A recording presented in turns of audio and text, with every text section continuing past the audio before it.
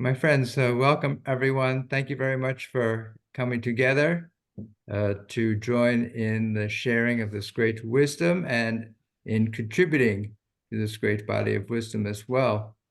We are in Parshat Metzora, which is in the book of Leviticus, in chapter 14.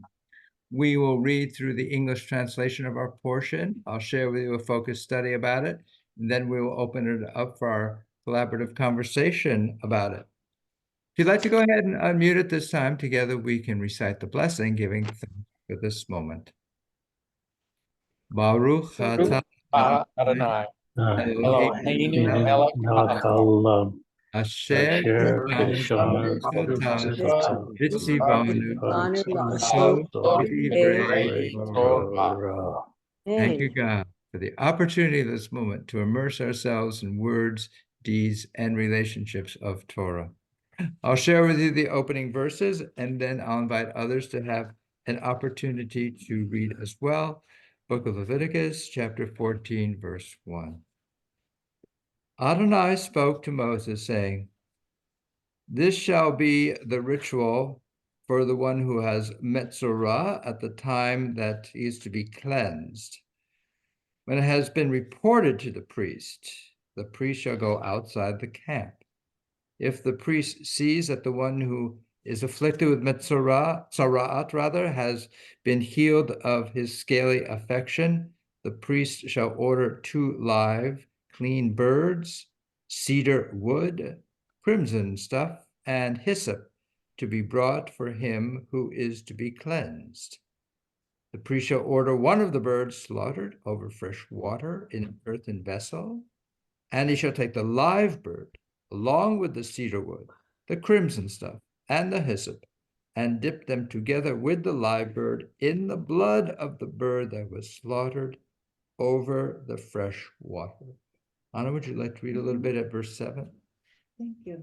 He shall then sprinkle it 7 times on the one to be purified of the eruption and effect the purification. And he shall set the live bird free in the open country. The one to be purified shall wash those clothes, shave off all hair, and bathe in water, and then shall be pure. After that, the camp may be entered, but one must remain outside one's tent 7 days.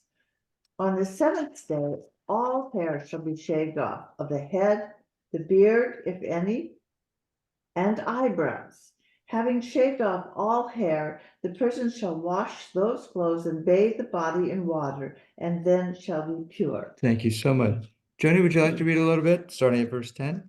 On the 8th day, that person shall take 2 male lambs without blemish, 1 ewe lamb in its first year without blemish, 3/10 of a measure of choice flour with oil mixed in for a meal offering, and 1 log of oil. These shall be presented before Yahweh with the person to be purified at the entrance of the tent of meeting by the priest who performs the purification. Thank you, Joni. Now, let me invite Jim. Would you like to read starting at verse 12? Thank you, Rabbi. The priest shall take one of the male lambs and offer it with a log of oil as a guilt offering, and he shall elevate them as an elevation offering before the Lord. The lamb shall be slaughtered at the spot in the sacred area where the purification offering and the burnt offering are slaughtered. For the guilt offering, like the purification offering, goes to the priest. It is most holy. The priest shall take some of the blood of the guilt offering, and the priest shall put it on the ridge of the right ear of him who is being cleansed, and on the thumb of his right hand, and on the big toe of his right foot. The priest shall then take some of the log of oil and pour it into the palm of his own left hand. Thank you, June. Thank you so much. We're now at verse 16. And Jim, would you like to read there? Thank you, Rabbi. And the priest shall dip his right finger in the oil that is in the palm of his left hand, and sprinkle some of the oil with his finger 7 times before Adonai. Some of the oil left in his palm shall be put by the priest on the ridge of the right ear of the one being cleansed, on the thumb of his right hand, and on the big toe of his right foot, over the blood of the guilt offering. The rest of the oil in his palm the priest shall put on the head of the one being cleansed. Thus the priest shall make expiation for him before Adonai. The priest shall then offer the sin offering and make expiation for the one being cleansed of his uncleanness. Last, the burnt offering shall be slaughtered, and the priest shall offer the burnt offering and the meal offering on the altar, and the priest shall make expiation for him. Then he shall be clean. Thank you. And Dave, would you like to continue there at verse 21? Okay. If, however, one is poor and without sufficient means, that person shall take one male lamb for a guilt offering to be elevated in expiation, 1/10 of a measure of choice flour with oil mixed in for a meal offering, and a log of oil, and 2 turtle doves or 2 pigeons, depending upon that person's means, the one to be the sin offering and the other the burnt offering. On the 8th day of purification, the person shall bring them to the priest at the entrance of the tent of meeting before Adonai. The priest shall take the lamb of guilt offering and the log of oil and elevate them as an elevation offering before Adonai. Thank you so much, Dave. And Susan and David, would you like to continue there at verse 25? Yes, thank you, Rabbi. When the lamb of reparation offering has been slaughtered, the priest shall take some of the blood of the reparation offering and put it on the ridge of the right ear of the one being purified, on the thumb of the right hand, and on the big toe of the right foot. The priest shall then pour some of the oil into the palm of his own left hand, and with the finger of his right hand, the priest shall sprinkle some of the oil that is in the palm of his left hand 7 times before Yud-Heh-Vav-Heh.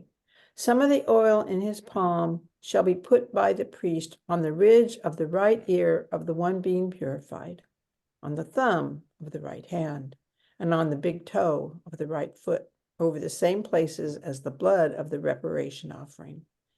And what is left of the oil in his palm, the priest shall put on the head of the one being purified to make expiation for that person before Yud-Heh-Vav-Heh.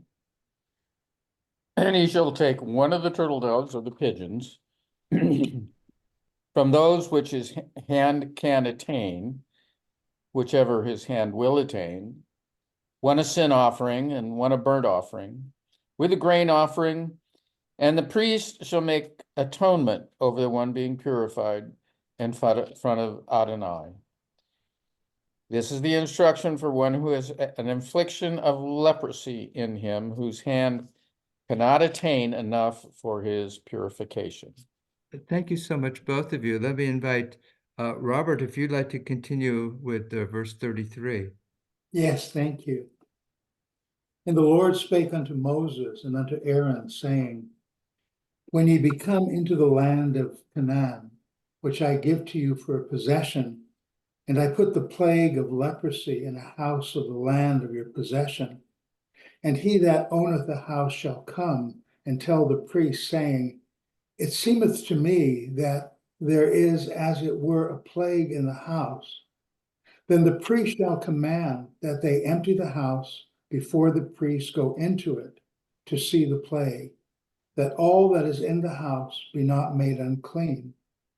And afterward the priest shall go in to see the house, and he shall look on the plague, and behold, if the plague be in the walls of the house with hollow strakes, greenish or reddish, which in sight are lower than the wall, then the priest shall go out of the house to the door of the house, and shut up the house 7 days. And the priest shall come again the 7th day, and shall look, and behold, if the plague be spread in the walls of the house, then the priest shall command that they take away the stones in which the plague is, and they shall cast them into an unclean place without the city. And he shall cause the house to be scraped within round about, and they shall pour out the dust that they scrape off without the city into an unclean place. And they shall take other stones and put them in the place of those stones. And he shall take other mortar and shall plaster the house. Thank you so much. And Justin, would you like to continue there at verse 43? Thank you, Rabbi. Yes.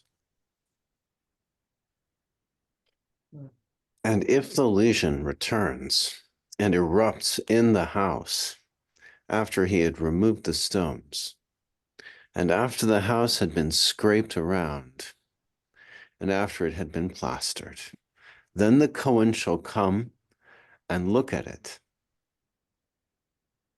Now, if the lesion in the house has spread, it is malignant tzara'at in the house. It is unclean. He shall demolish the house, its stones, its wood, and all the mortar, dust of the house. And he shall take them outside the city to an unclean place. And anyone entering the house during all the days of its quarantine shall become unclean until the evening. And whoever lies down in the house shall immerse his garments, and whoever eats in the house shall immerse his garments. But if the Cohen comes again and looks at the lesion, and behold, the lesion did not spread in the house after the house has been plastered, the Cohen shall pronounce the house clean, because the lesion is healed. To ritually cleanse the house, he shall take 2 birds, a cedar stick, a strip of crimson wool, and hyssop. He shall slaughter 1 bird in an earthenware vessel over spring water, and he shall take the cedar stick, the hyssop, the strip of crimson wool, and the live bird, and he shall dip them into the blood of the slaughtered bird and into the spring water, and sprinkle towards the house 7 times. And he shall thus cleanse the house with the bird of the blood of the bird, the spring water, the live bird, the cedar wood, the hyssop, and the strip of crimson wool. He shall then send away the live bird outside the city into the open field. He shall thus effect atonement for the house, and it will be clean. Thank you so much, Justin. Rose, would you like to continue there at verse 54 and then take us into chapter 15 as well? Yes, thank you. Thank you, Rabbi. Hold on a sec. Hold on a sec. Okay, 54. Yes. Okay. Such is the ritual for every eruptive affection, for scales, for an eruption on a cloth or a house, for swellings, for rashes, or for discoloration, to determine when they are impure and when they are pure. Such is the ritual concerning eruptions. Hashem spoke to Moshe and Aaron, saying, "Speak to the Israelite people and say to them, when any man has a discharge issuing from his member, he is impure. The impurity from his discharge shall mean the following: whether his member runs with a discharge or is stopped up so that there is no discharge, his impurity means this: any bedding on which the one with a discharge lies shall be impure, and every object on which he sits shall be impure. Those persons who touch his bedding shall wash their clothes, bathe in water, and remain impure until evening. Those who sit on an object in which the one with a discharge has sat shall wash their clothes, bathe in water, and remain impure until evening. Those who touch the body of the one with the discharge shall wash their clothes, bathe in water, and remain impure until evening. If the one with the discharge spits on someone who is pure, the latter shall wash those clothes, bathe in water, and remain impure until evening. Any means for rotting that the one with the discharge has mounted shall be impure. All those who touch anything that was under him shall be impure until evening, and those who carry such things shall wash their clothes, bathe in water, and remain impure until evening. All those whom the one with the discharge touches without having rinsed his hands in water shall wash their clothes, bathe in water, and remain impure until evening. An earthen vessel that the one with the discharge touches shall be broken, and any wooden implement shall be rinsed with water. Thank you so much, Rose. Jay, would you like to continue there at verse 13? Yes, thank you. When one with a discharge becomes purified of his discharge, he shall count off 7 days for his purification, wash his clothes, and bathe his body in fresh water. Then he shall be pure. On the 8th day he shall take 2 turtle doves or 2 pigeons, and come before Hashem at the entrance of the tent of meeting, and give them to the priest. The priest shall offer them, the one as a purification offering, and the other as a burnt offering. Thus the priest shall make expiation on his behalf for his discharge before Yotevave. When a man has an emission of semen, he shall bathe his whole body in water and remain impure until evening. All cloth or leather on which semen falls shall be washed in water and remain impure until evening. And if a man has carnal relations with a woman, they shall bathe in water and remain impure until evening. Thank you so much. Catherine, would you like to continue there? Verse 19. Thank you, Rabbi. When a woman has a discharge, her discharge being blood from her body, she shall remain in her impurity 7 days. Whoever touches her shall be unclean until evening. Anything that she lies on during her impurity shall be unclean, and anything that she sits on shall be unclean. Anyone who touches her bedding shall wash his clothes, bathe in water, and remain unclean until evening. And anyone who touches any object on which she has sat shall wash his clothes, bathe in water, and remain unclean until evening. Be it the bedding or be it the object on which she has sat, on touching it, he shall be unclean until evening. And if a man lies with her, her impurity is communicated to him. He shall be unclean 7 days, and any bedding on which he lies shall become unclean. When a woman has had a discharge of blood for many days, not at the time of her impurity, or when she has a discharge beyond her period of impurity, she shall be unclean, as though at the time of her impurity, as long as her discharge lasts. Any bedding on which she lies while her discharge lasts shall be for her like bedding during her impurity, and any object on which she sits shall become unclean, as it does during her impurity. Whoever touches them shall be unclean. He shall wash his clothes, bathe in water, and remain unclean until evening. When she becomes clean of her discharge, she shall count off 7 days, and after that she shall be clean. On the 8th day, she shall take 2 turtle doves or 2 pigeons and bring them to the priest at the entrance of the tent of meeting. The priest shall offer the one as a sin offering and the other as a burnt offering, and the priest shall make expiation on her behalf for her unclean discharge before the Lord. Thank you so much. Deborah, would you like to read it all on starting with verse 31, or would you like to pass? I'll read a little bit. Thank you. Thank you. Verse Okay, 31. 31. You shall put the Israelites on guard against their impurity, lest they die through their impurity by defiling my tabernacle, which is among them.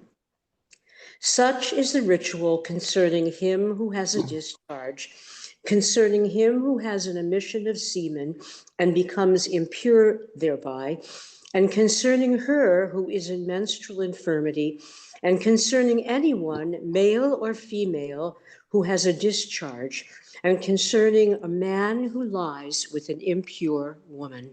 Thank you, Deborah, and thank you everyone so much.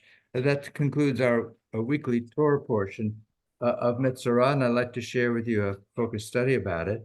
If you have a copy of the study sheet, I invite you to take it out now. And on the one hand, this week's Torah portion seems quite clear in terms of what the instructions are about what is to be done under certain conditions. And then on the other hand, there's something that seems, at least to those of us with modern ears and sensibility, something quite mysterious and quite inexplicable.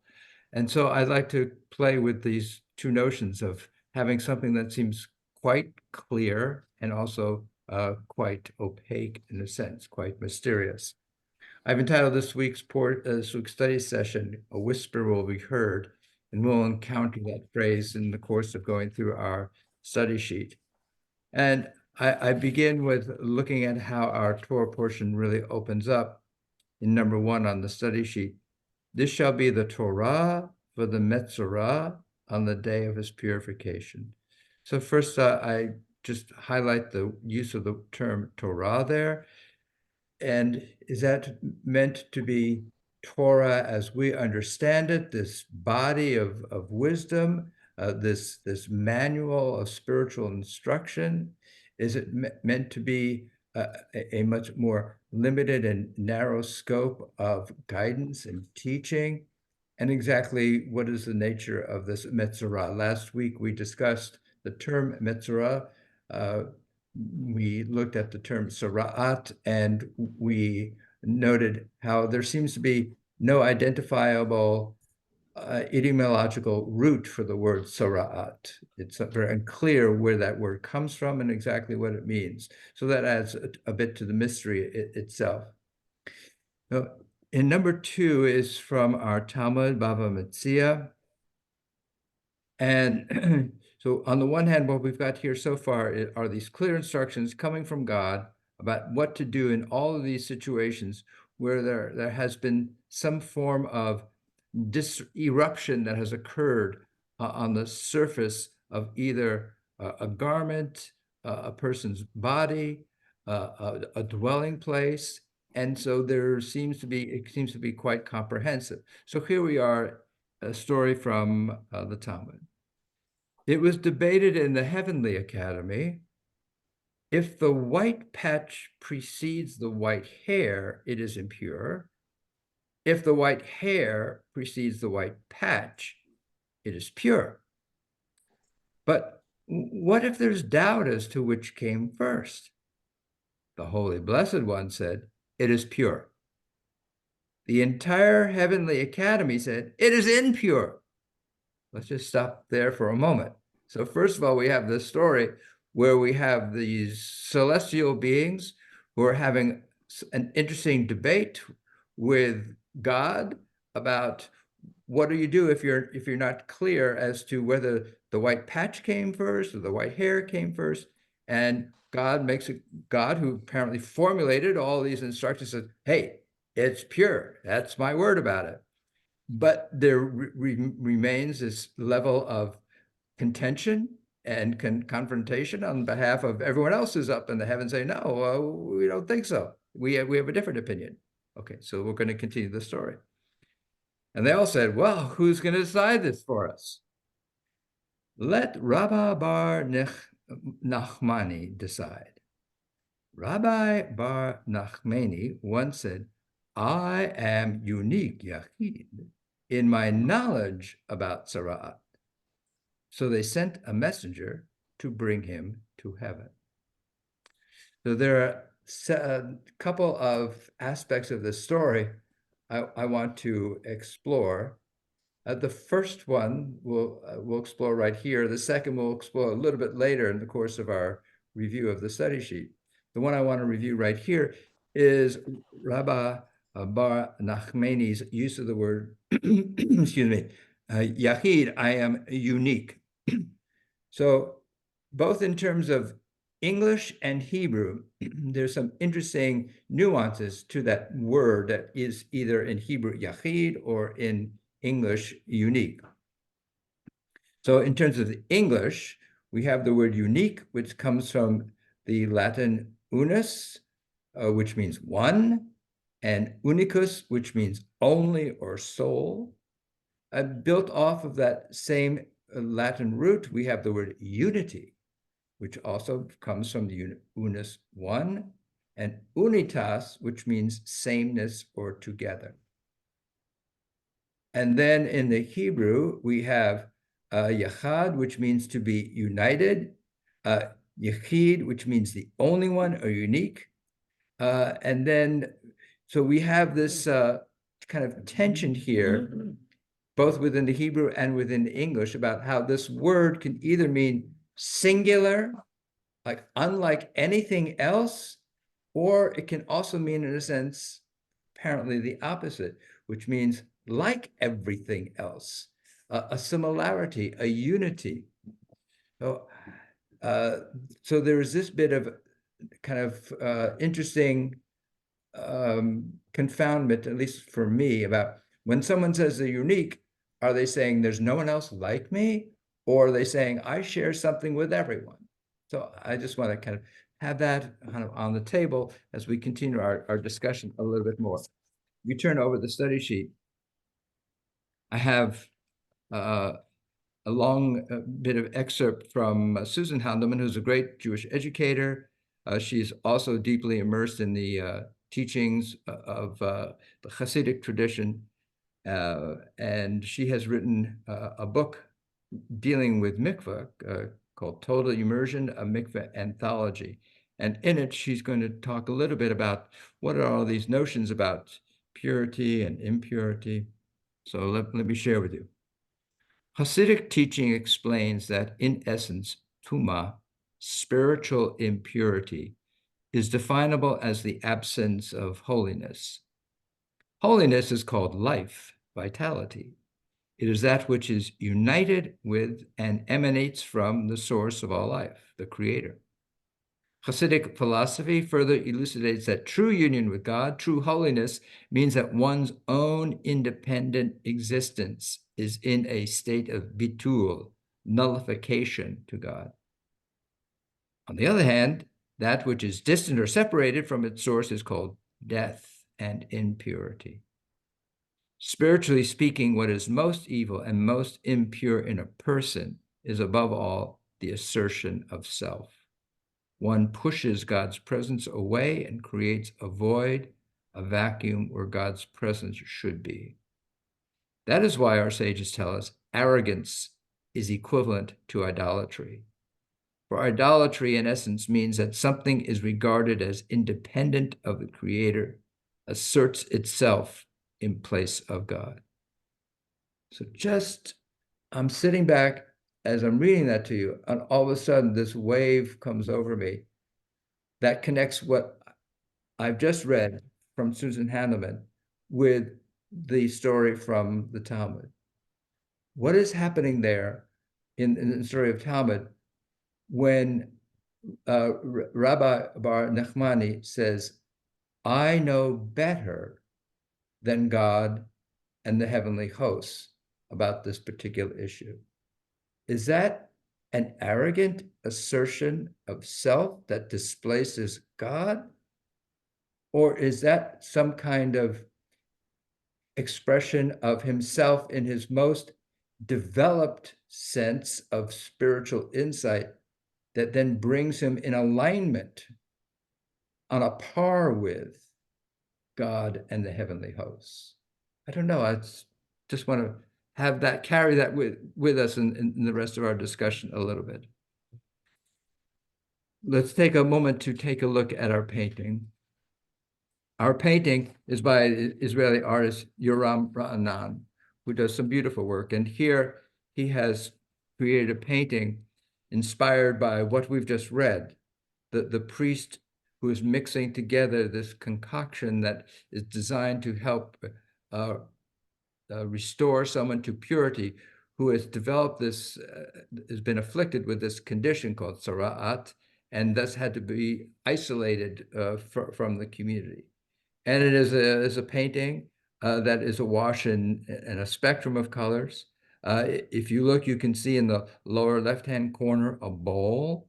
And if you look carefully, you'll see in the upper left-hand corner, you'll see the birds. And it is the priest there in the middle who has some wavy lines going through his middle, to me indicating some sense of dynamic movement and perhaps symbolizing the transition and transformation that is within the power of this ritual to effect.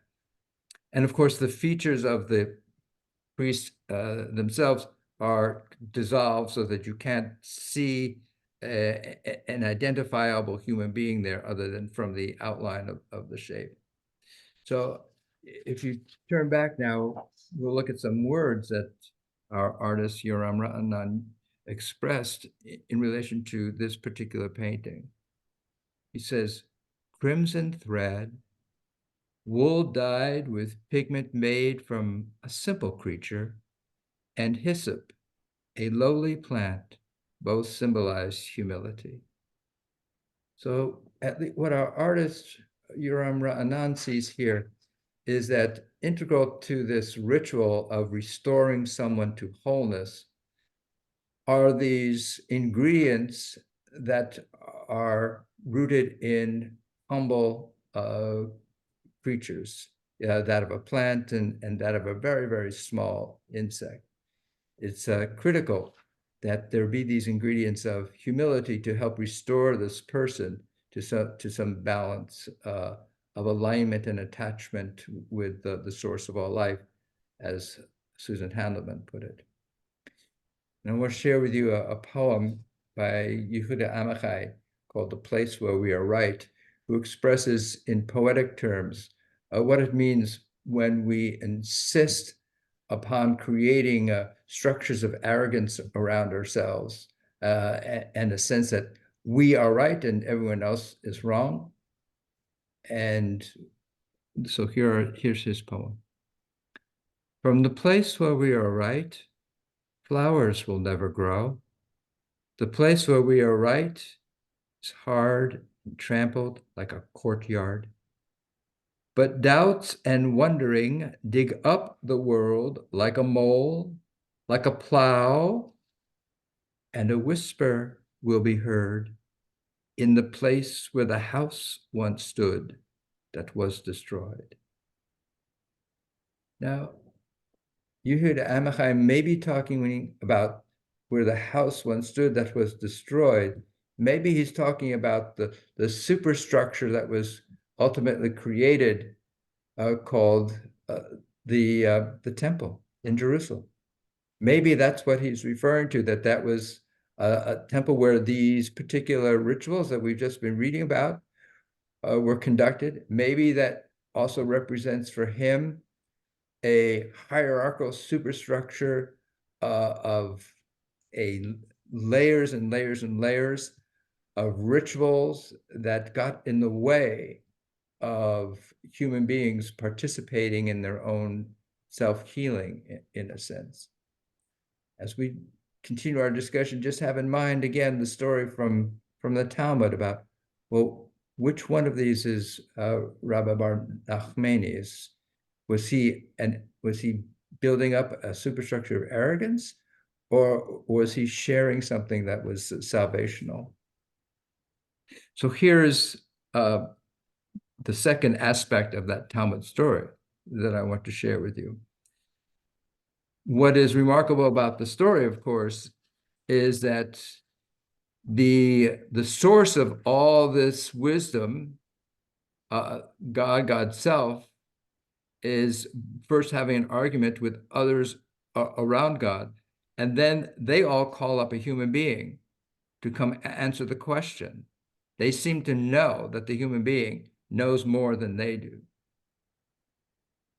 So that's a remarkable statement by the sages, that they would tell that story. It seems to indicate that there has become some kind of displacement of God by the human beings, especially by the sages themselves. Has there been a coup?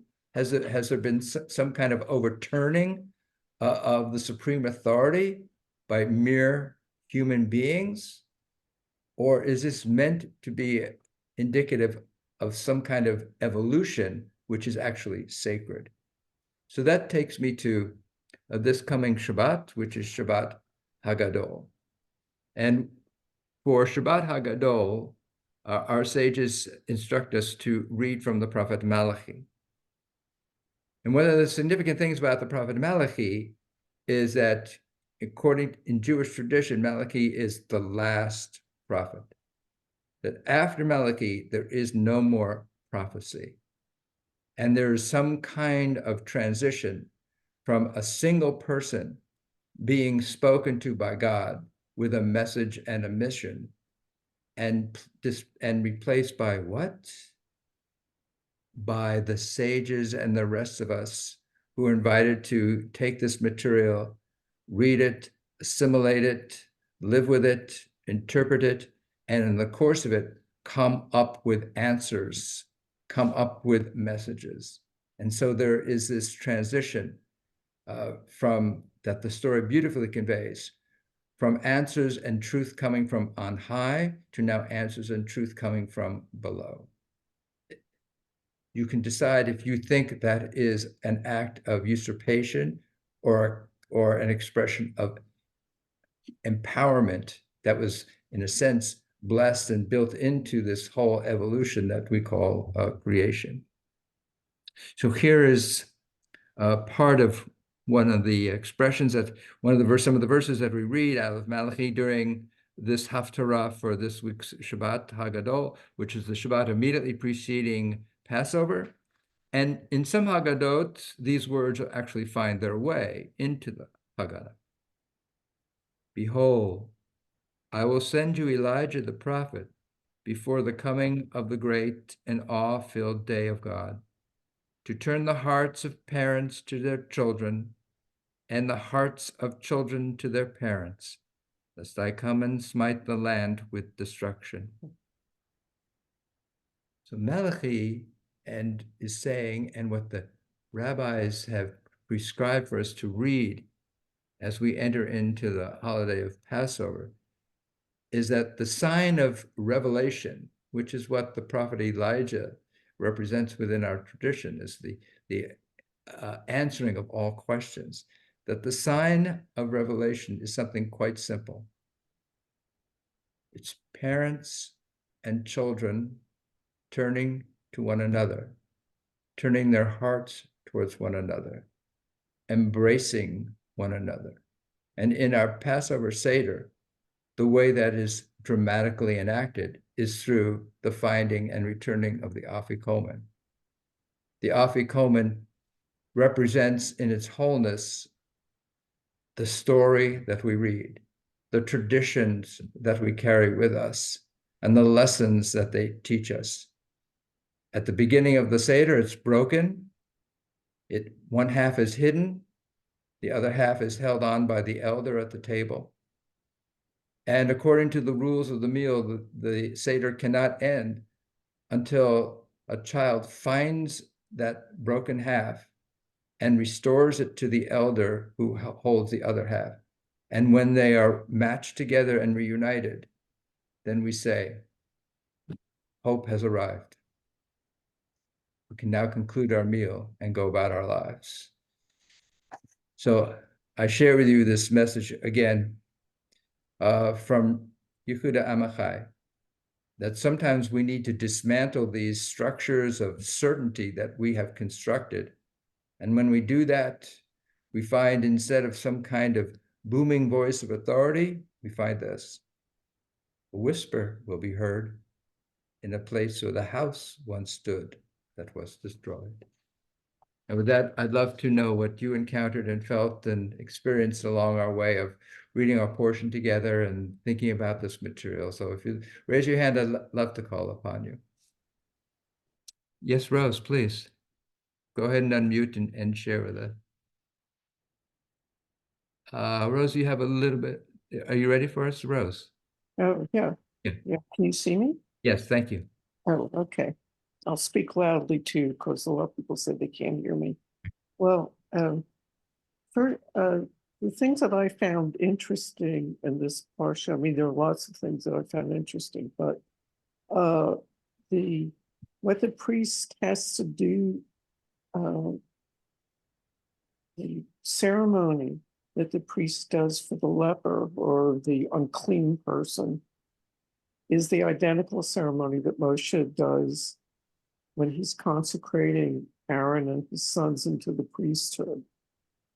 You know, with the blood on the ear and the thumb and the toe.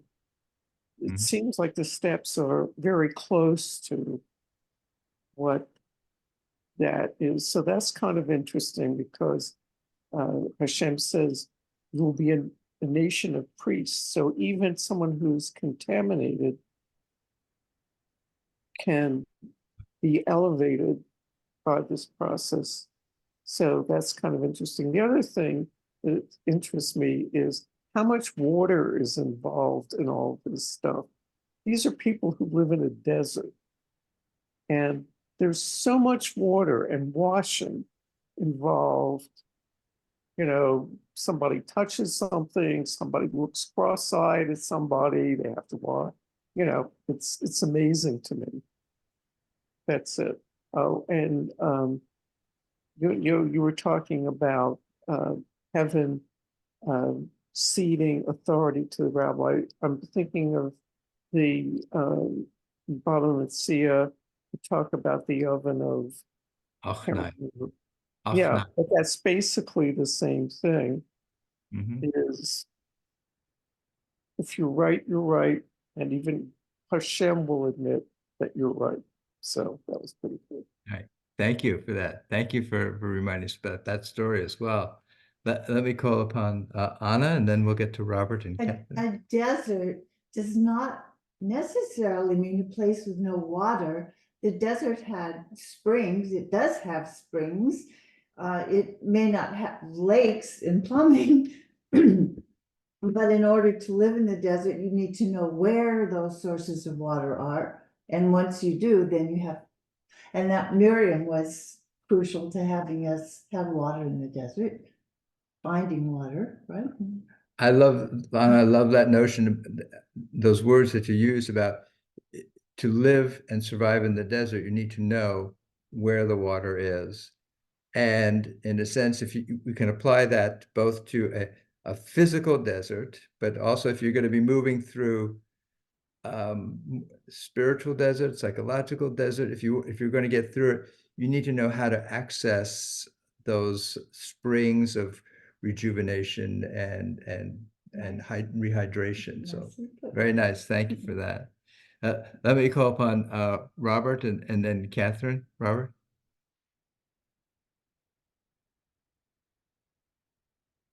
And you'll need to unmute. Thank you. Sorry about that. Thank you again for a lovely evening. I originally was going to comment on something else, but your point about number 2 is irresistible. So first of all, being not a Jew, I look at the Talmud differently. So whatever I say is said with the utmost respect. But these are the words of men. I would say Moses was using the words of God, and therein lies the difference. Now, this rabbi says that he is the authority. I would say this. If Picasso were here, and I were to say, I'm as great as Picasso, somebody should give me a brush and say, create what he creates.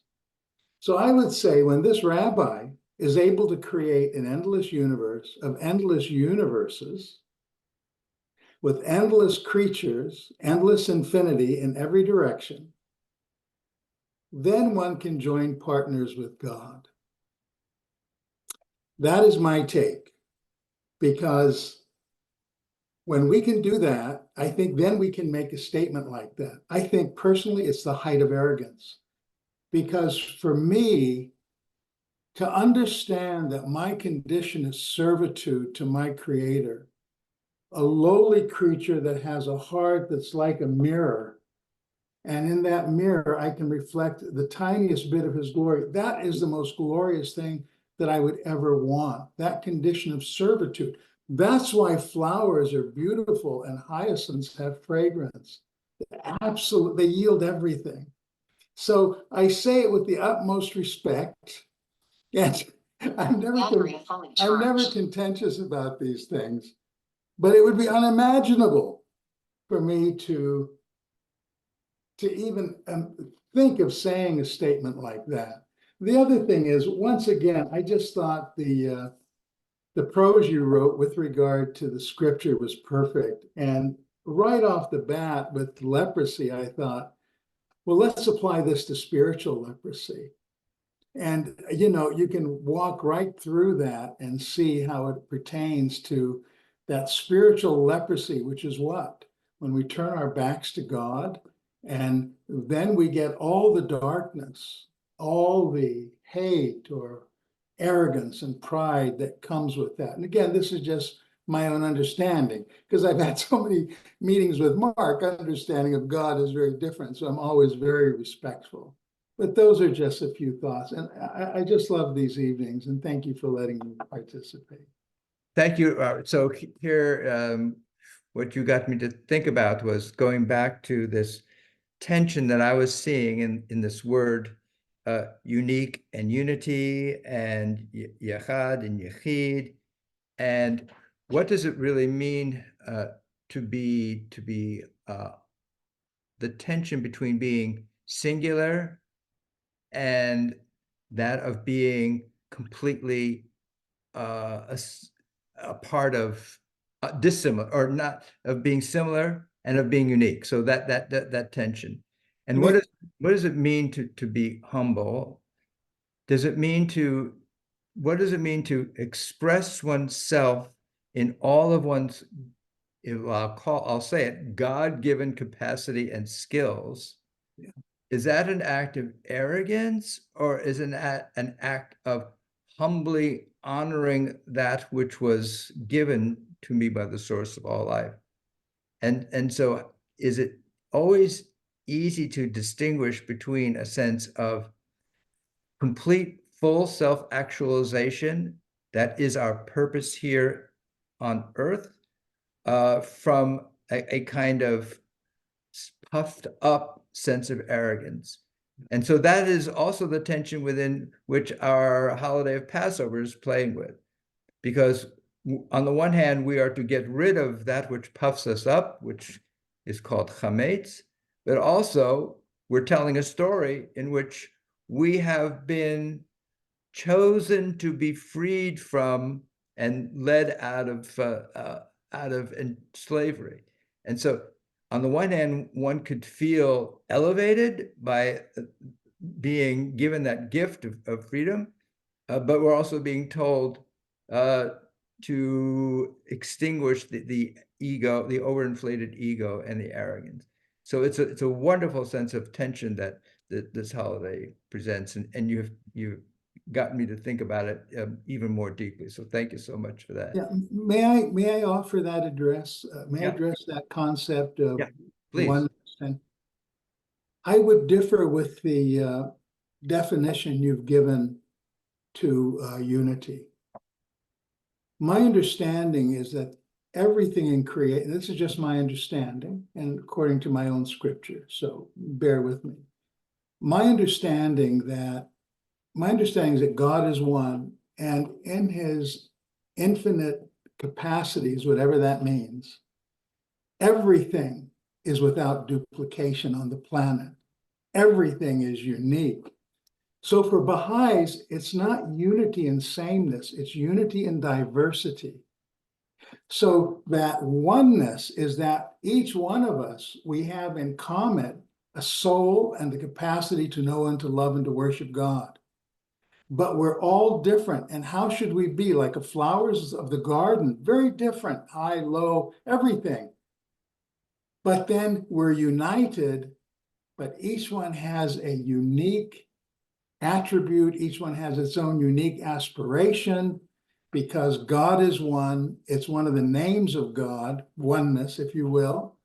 the creator, and we reflect that name as well. So I would offer it's unity and diversity, not uniqueness and sameness. Although togetherness, that's the goal, right? I mean, we struggle with that being one, being together. So that's just a thought. That's a very lovely notion about the unity within or through diversity. So Anna, you have something, and then I'll call on Catherine. I'm thinking of the unit. What is more specific than an instrument in an orchestra? A piccolo or a flute? That's a very unique, specific instrument, and it has a very specific and unique part. And if it's done perfectly into perfection, with the trombone player and with all of the strings and with the oboe and everyone's in tune, each one is so unique, but you don't get Tchaikovsky or Grieg or Rachmaninoff with just one. It takes all of them uniquely perfect together. And maybe God is the conductor in your story here. Lovely. You know? Thank you, Anna. That's lovely. Let me call upon Catherine, and then Susan and David. Catherine. Yeah, I just wanted to reflect on the painting and what it implies for our understanding of the Parshat. First of all, I was struck by the dynamism of color, how it's hard to see where one color ends and the other one begins. And there is this diversity of color to sort of pick up on this last bit of discussion. But then I was thinking about the blurring of the figure in the center. And that brought two things to mind. One is that we have the past coming forward into the present, that we sense that there is this sort of multiple temporalities there. Oh. And the other is that the ambiguity of the figure allows us somehow to project ourselves into the act of purification. Oh, that's really lovely, Catherine, on both parts. You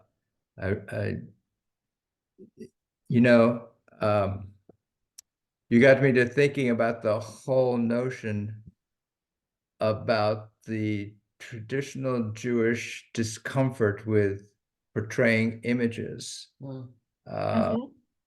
And in part, what I think about that is that the discomfort is the notion that when you paint something with great clarity representationally on a canvas, you might be creating a falsehood that could make the viewer think, well, that's the way it is. That's what a bird looks like. That's what Catherine Benham looks like, right? and so it belies the complexity of all of God's creation. And so there's a discomfort traditionally with trying to statically convey that rather than, so the fact that you picked up the dynamism within the painting, I think is lovely. So thank you so much for that. Susan and David. So I just have a simple comment, and that is that for me, the word unique is quite unique because it doesn't really carry with it a positive or a negative. All things can be unique. It there's no judgment involved in that, in a sense. That's all. And it is not a simple statement, right? Because we're going to be sitting around, hopefully, God willing, we'll be sitting around tables.